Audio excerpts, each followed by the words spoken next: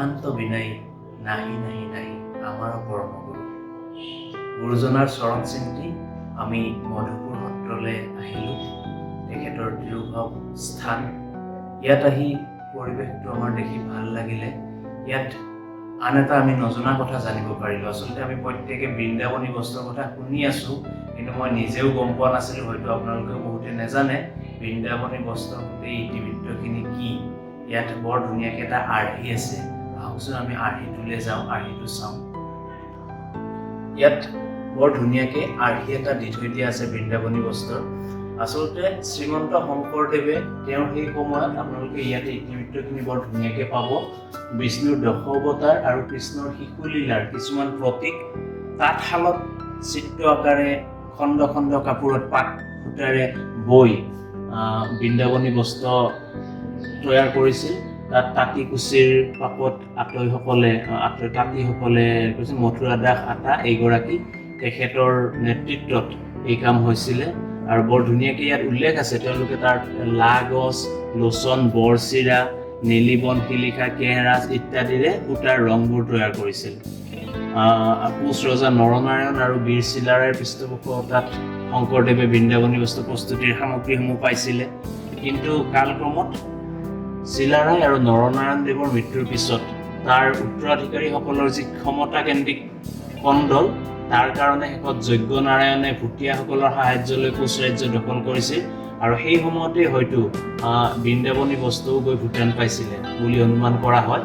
যি হওক 1904 চনত গুৱচী বৌদ্ধ মঠত 12টা খণ্ডৰ বৃন্দাবনী বস্ত্ৰ আৱিষ্কাৰ কৰা হৈছিলে। তাৰ পৰাই পাৰ্চিভেল লণ্ডনে এখেতে লৈ গৈ বৃন্দাবনী বস্ত্ৰ 1905 চনত ব্ৰিটিছ সংগ্ৰহালয়ত নথিভুক্ত কৰিছিলে। এইদৰেই 87 বছৰ আমাৰ এই পৰম সম্পদৰাজি তিব্বতীয় সামগ্ৰী হিচাপে ব্ৰিটিছ মিউজিয়ামত সংৰক্ষিত হৈ আছিলে। কিন্তু এইগৰাকী মহিলা ৰোজমেৰী ক্ৰিল, তেওঁ লণ্ডন ভিক্টোৰিয়া এণ্ড এলবাৰ্ট সংগ্ৰহালয়ৰ এগৰাকী জ্যেষ্ঠ কৰ্মকৰ্তা।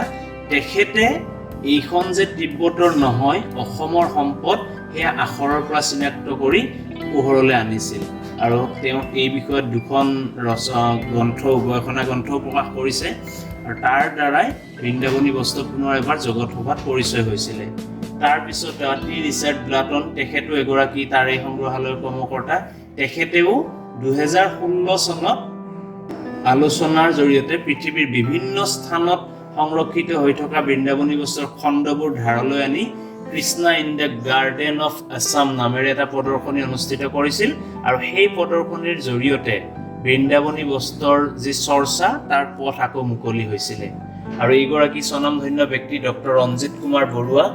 এওঁ এগৰাকী চিত্ৰ ভাস্কৰ্য শিল্পী হয়, অৱসৰপ্ৰাপ্ত অধ্যাপক হয় অসম কৃষি বিশ্ববিদ্যালয়ৰ।